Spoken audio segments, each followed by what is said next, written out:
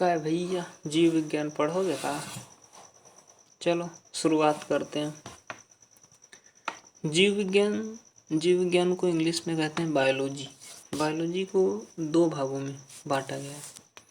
Number 1 BIOS, number 2 logos. BIOS को हिंदी में कहते हैं जीवित वस्तुएं एंड लोगोस का मतलब होता है अध्ययन करना। यानी जीव विज्ञान की डेफिनेशन की बात करूं, study of all living called biology, यानी जीवित वस्तुओं का अध्ययन करना ही बायोलॉजी कहलाता है। यहीं पर एक शब्द आ गया लिविंग्स। लिविंग्स दो प्रकार के होते हैं। Number 1 animal, number 2 plants. Animal और प्लांट्स, और दूसरा शब्द है बायोलॉजी। बायोलॉजी का वर्ड किसने दिया? एक क्वेश्चन आता है, बायोलॉजी शब्द किसने दिया? तो लैमार्क ने। बायोलॉजी के फादर कौन है? अरिस्टोटल या अरस्तु। जीव विज्ञान को दो भागों में विभाजित किया गया है। नंबर 1 सामान्य जीव विज्ञान, नंबर 2 अनुप्रयोगिक जीव विज्ञान। सामान्य जीव विज्ञान की बात करूं तो इसमें जंतु विज्ञान आती है, वनस्पति विज्ञान आती है और सूक्ष्म जीव विज्ञान आती है। तो जंतु विज्ञान या जूलॉजी किसे कहते हैं? स्टडी ऑफ एनिमल, यानी जीवधारियों का अध्ययन करना ही जंतु विज्ञान कहलाता है। जंतु विज्ञान के जनक कौन है? फादर ऑफ जूलॉजी अरस्तु। अरस्तु ने एक बुक लिखी है जिसका नाम है हिस्टोरिका एनिमेलियम। क्वेश्चन आता है कि अरस्तु ने कौन सी बुक लिखी है? तो हिस्टोरिका एनिमेलियम। नेक्स्ट बात करते हैं वनस्पति विज्ञान। वनस्पति विज्ञान study of plants, study of plant यानी पादपों का अध्ययन, यानी पेड़ पौधों का अध्ययन करना ही वनस्पति विज्ञान कहलाता है। नेक्स्ट है सूक्ष्म जीव विज्ञान। सूक्ष्म जीव विज्ञान स्टडी ऑफ माइक्रोब, यानी सूक्ष्म जीवों का अध्ययन करना ही सूक्ष्म जीव विज्ञान कहलाता है। एंड वनस्पति विज्ञान के जनक कौन है? थियोफ्रेस्टस। थियोफ्रेस्टस ने एक बुक लिखी जिसका नाम है हिस्टोरिका प्लांटेरम। ये सब जनरल सी बातें आप सबको पता होती हैं, राइट। सूक्ष्म जीव विज्ञान के जनक लीवेनहॉक। सामान्य जीव विज्ञान में सबसे पहले स्टार्ट करते हैं डाइजेस्टिव सिस्टम। एंड अनुप्रयोगिक विज्ञान जो है, अनुप्रयोगिक जीव विज्ञान है, इसमें ये भी आपने पढ़ी medical science and agriculture, Ayurveda, ये सब हम बाद में पढ़ेंगे। पहले हम सामान्य जीव विज्ञान वाला पोर्शन कवर कर लेते हैं। तो शुरू करते हैं। सबसे पहले इसमें शुरू करते हैं digestive system. Digestive system that is पाचन तंत्र। पाचन तंत्र को समझने से पहले पाचन समझते हैं। पाचन किसे कहते हैं? हमारी बॉडी को प्रॉपर वर्क करने के लिए एनर्जी की आवश्यकता होती है। एनर्जी हमें कहाँ से मिलती है? बाय फूड, यानी खाने से मिलती है। अच्छा, खाना क्या होता है? मान के चलो ये एक रोटी है, ऐसे समझो ये रोटी हमने बना रखी है। ये रोटी जो है ये जल में अघुलनशील होती है। रोटी जो होती है, क्योंकि ये इस रोटी को डायरेक्ट हमारी बॉडी एब्जॉर्ब नहीं कर सकती। इस रोटी को डायरेक्ट हमारी बॉडी एब्जॉर्ब नहीं कर सकती, तो इसको करते क्या हैं? इसको ये कॉम्प्लेक्स फॉर्म होती है, इसको ब्रेक डाउन यानी छोटे छोटे टुकड़ों में तोड़ते हैं। जब इस रोटी को छोटे छोटे टुकड़ों में तोड़ते हैं तब ये जल में घुलनशील बन जाती है। यानी पहले रोटी जल में अघुलनशील थी, अब जल में घुलनशील बन चुकी है। जब जल में घुलनशील बन गई है तो ये शरीर हमारा अवशोषित कर लेता है, राइट। जब शरीर अवशोषण इसका कर लेता है और अवशोषण करते ही इसको एनर्जी मिल जाती है एंड हमारी बॉडी प्रॉपर वर्क करने लगती है। तो पाचन की डेफिनेशन समझ में आई? एक छोटी सी लैंग्वेज में लिख सकते हो, भोजन को छोटे छोटे टुकड़ों में तोड़ना ही पाचन कहलाता है, राइट। भोजन को छोटे छोटे टुकड़ों में तोड़ना ही पाचन कहलाता है। और पाचन क्रिया में भाग लेने वाले तंत्रों को पाचन तंत्र कहते हैं। यानी पाचन तंत्र को समझने के लिए पहले मैंने पाचन समझा, उसके बाद पाचन तंत्र। यानी पाचन, भोजन को छोटे छोटे टुकड़ों में तोड़ना ही पाचन कहलाता है, और पाचन क्रिया में भाग लेने वाले तंत्रों को पाचन तंत्र कहते हैं। अच्छा, पाचन तंत्र में कौन कौन से अंग कार्य करते हैं उसे देखते हैं। अच्छा, एक चीज और देख लें, सेल। एक शरीर की सबसे छोटी इकाई जो होती है वो सेल होती है। कई सेल मिलकर एक टिश्यू का निर्माण करते हैं, कई टिश्यू मिलकर एक ऑर्गन, ऑर्गन मिलकर सिस्टम, सिस्टम से हमारी बॉडी तैयार होती है। खैर, आगे देखते हैं। पाचन तंत्र, पाचन तंत्र को दो भागों में विभाजित किया गया। अच्छा, पाचन तंत्र को दो भागों में विभाजित किया गया है। नंबर 1 है आहार नाल, दैट इज एलिमेंट्री कैनाल। दूसरा है एसोसिएटेड डाइजेस्टिव ग्लैंड। जहाँ पर ग्लैंड की बात हो, जहाँ पर ग्लैंड की बात आ जाए वहाँ पर समझ लेना कुछ ना कुछ सीक्रेशन होता है, या तो वहाँ से सलाइवा निकलता हो या हार्मोन निकलता हो, या कुछ ना कुछ, मतलब वहाँ से कुछ ना कुछ उसका सीक्रेशन होता है। पाचन तंत्र में इनको दो भागों में इसलिए बांटा गया, जो एलिमेंट्री कैनाल वाला पोर्शन होता है वो डायरेक्टली वर्क करता है, एंड एसोसिएटेड डाइजेस्टिव ग्लैंड यानी संबद्ध पाचन ग्रंथि वाला जो पोर्शन है वो इनडायरेक्ट वर्क करता है। क्योंकि इसमें लीवर से आप जानते हो क्या कहते हैं, लीवर, अग्नाशय एंड लार ग्रंथि। लीवर से आप समझो, लीवर से पित्त रस निकलता है, अग्नाशय, लार ग्रंथि, मतलब ग्लैंड, जहाँ पर ग्लैंड शब्द असंबद्ध पाचन ग्रंथियाँ हैं, जहाँ पर ग्रंथि शब्द आ जाए वहाँ समझो कुछ ना कुछ सीक्रेशन होता है। आहार नाल वाला जो पोर्शन वो डायरेक्टली वर्क करता है। तो इसमें कौन कौन से आते हैं, बक्कल कैविटी, ग्रास नली, आमाशय एंड इंटेस्टाइन। आंत, आंत दो प्रकार की होती है, स्मॉल एंड लार्ज। तो ये जितने भी पॉइंट हैं इन सबको हम एक फिगर बना लेते हैं, उसमें समझते हैं कौन सा लीवर कहाँ होता है, पेनक्रियाज कहाँ होता है, सलाइवरी ग्लैंड कहाँ पर पाई जाती हैं, आमाशय, आंत, ये सब कहाँ पर, इसकी लोकेशन देख लेते हैं। राइट, लोकेशन नहीं कह सकते, हाँ लोकेशन नहीं कह सकते। चलो देखते हैं। ये देखिए, मैंने एक चित्र बनाने की कोशिश करी है जिसके जरिए आपको समझा सकूं। देखिएगा, मुख गुहा, ये वाला जो भाग है इसको मुख गुहा कहा जाता है।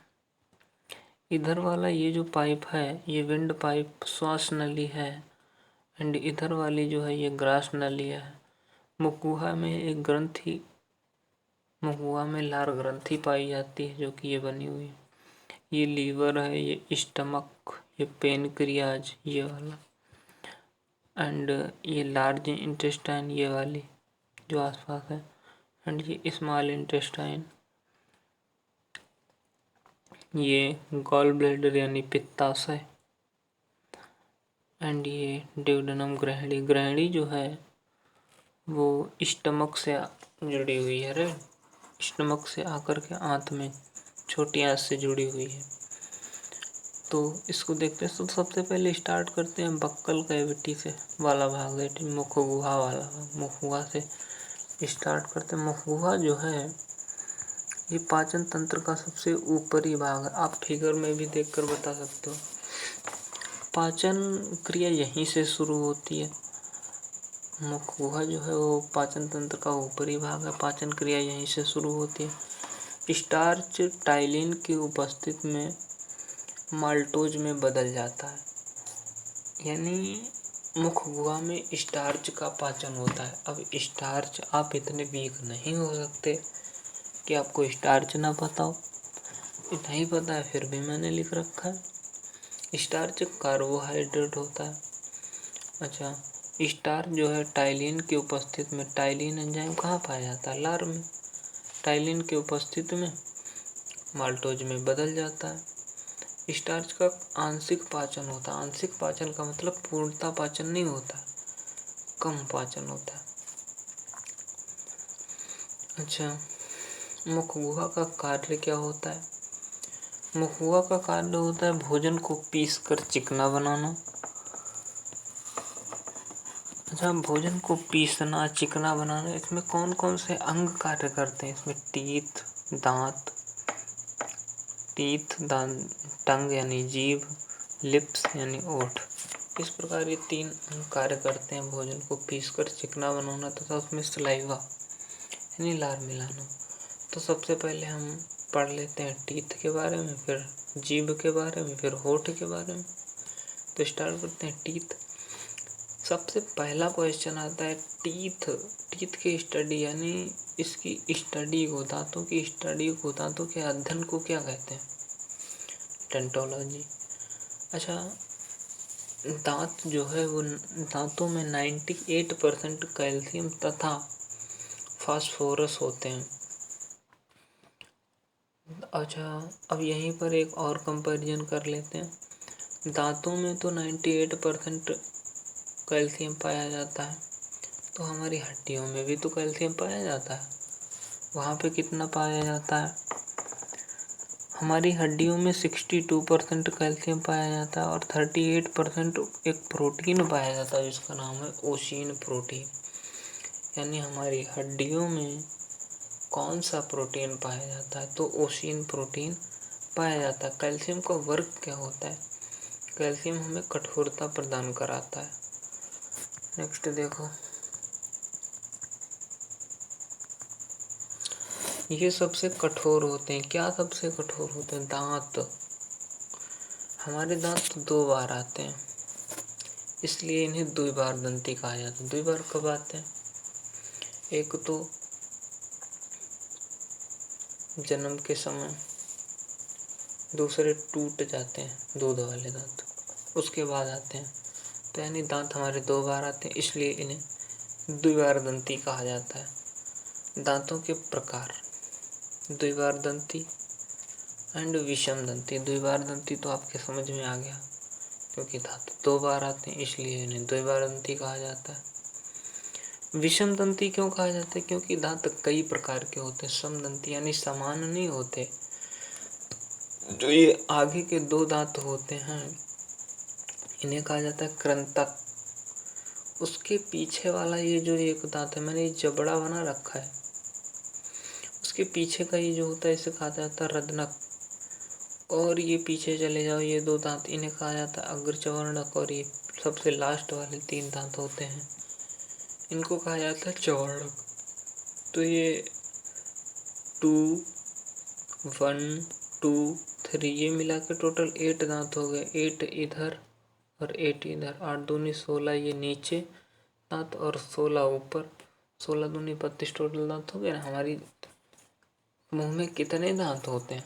32। अच्छा, ये वाले कृंतक, ये रदनक, ये अग्रचवर्णक, चवर्णक,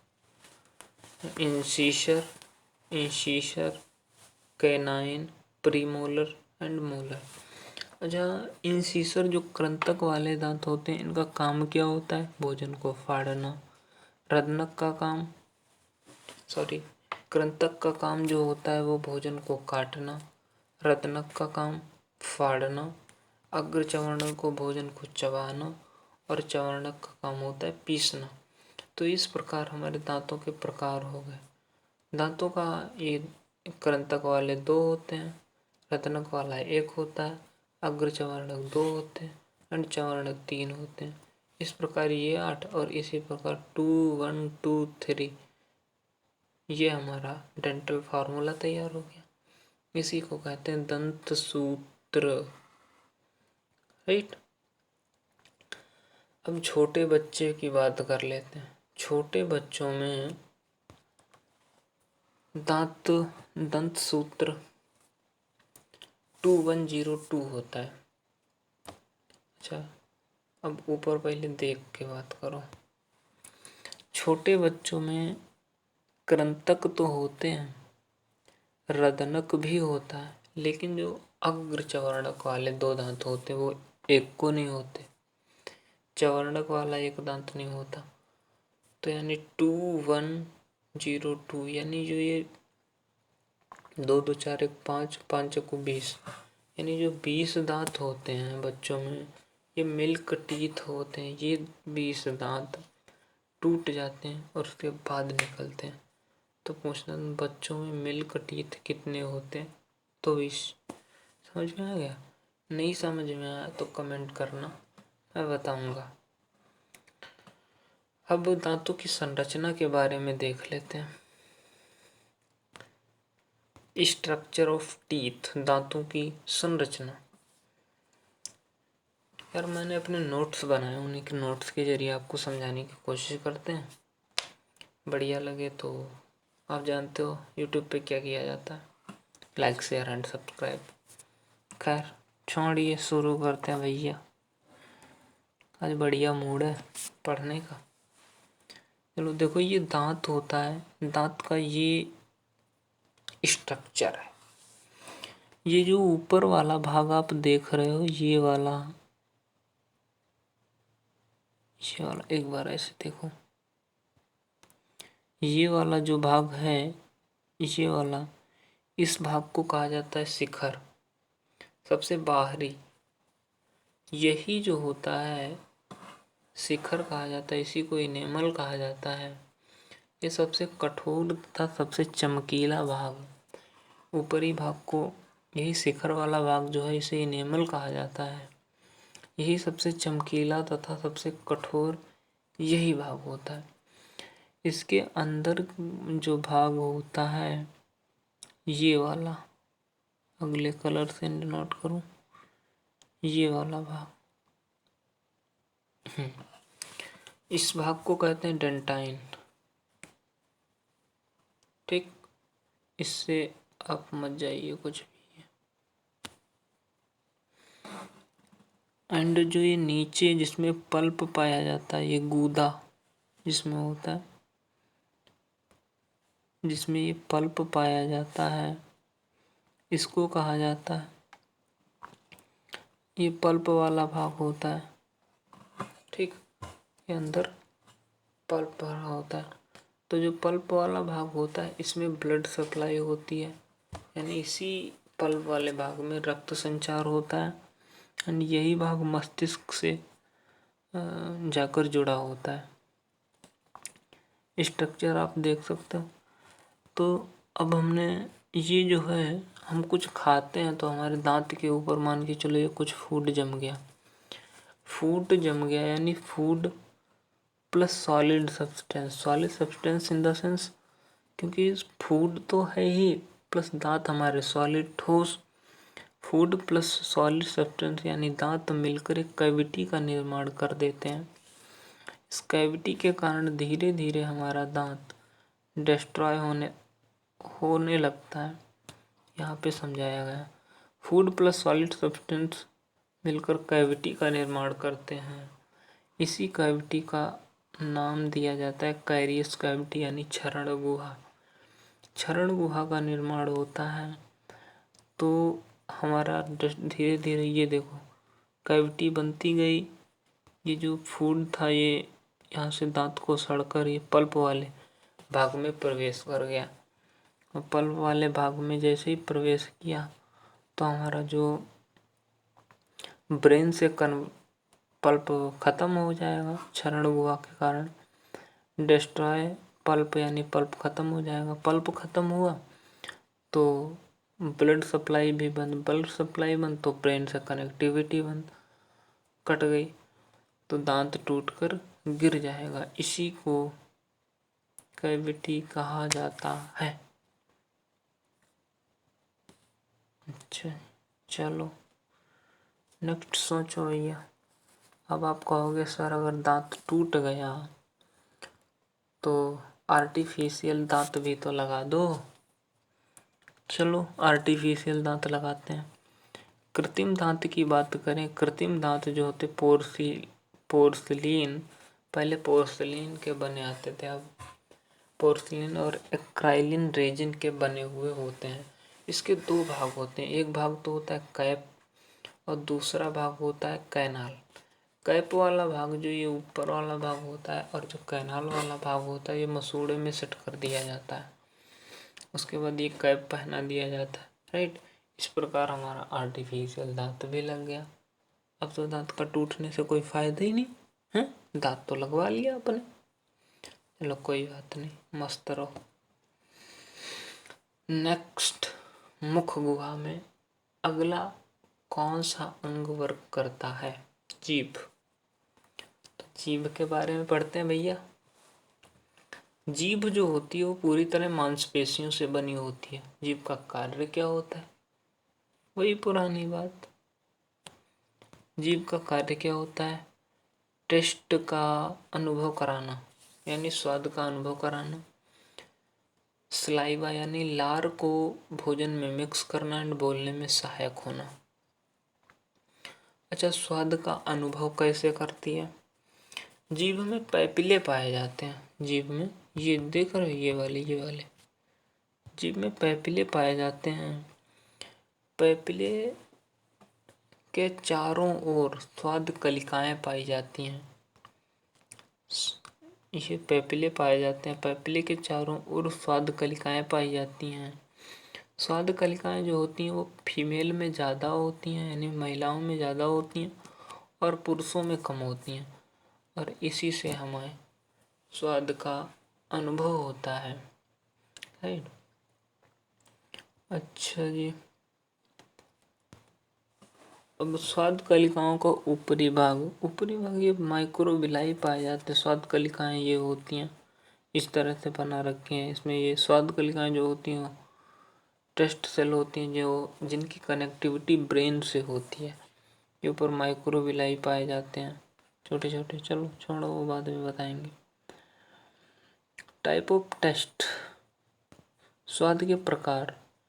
स्वाद के यही प्रकार हो सकते हैं, या तो हमें चीज़ खट्टी लगेगी, या मीठी लगेगी, या नमकीन लगेगी, या कड़वी लगेगी। तो मीठी कहाँ से लगती है? जो जीभ का ये सबसे आगे वाला भाग होता है, ये वाला, यह से हमें मीठे का अनुभव होता है। इस साइड में जो होता है यहाँ से खट्टे का अनुभव होता है। एंड ये बिटर पीछे जो होता है, ये बिटर यानी कड़वा का अनुभव होता है। और बीच में जो होता है यहाँ पर कोई टेस्ट का अनुभव नहीं होता है। अच्छा, ठंडी वस्तुओं का स्वाद का अनुभव कम हो पाता है। एक और बात याद रखना, ठंडी वस्तुओं का अनुभव हमें कम हो पाता है। क्यों? क्योंकि आप जानते हो ना, सरफेस टेंशन बढ़ जाती है। वो आप फिजिक्स में पढ़ना, वो बहुत बढ़िया से वहाँ समझ में आएगा। ऐसे ही आप याद रखो कि ठंडी वस्तुओं का स्वाद का अनुभव कम होता है, यानी इसीलिए कोल्ड ड्रिंक वगैरह पीते हो तो उतना टेस्ट नहीं आता। स्वाद कलिकाएं औसतन 8000 से 10000 होती हैं। नेक्स्ट बात करते हैं होठ, लिप्स। शरीर का एकमात्र अंग जो तैलीय नहीं हुए, बाकी सभी अंग तैलीय हैं। इसीलिए यही कारण कि हमारा होठ सूखता रहता है। लिक्विड फूड को बाहर नहीं आने देते, ये इसका वर्क होता है। खैर दोस्तों, आज हम इतना ही रखते हैं, यहाँ तक देखिए। बाकी आगे तो हमने बहुत सारे नोट्स तैयार कर रखे हैं, धीरे धीरे मैं वीडियो अपलोड करता रहूँगा। सो वीडियो को एंजॉय कीजिए, लाइक शेयर सब्सक्राइब कीजिए। थैंक यू, धन्यवाद, गुड बाय, गुड नाइट।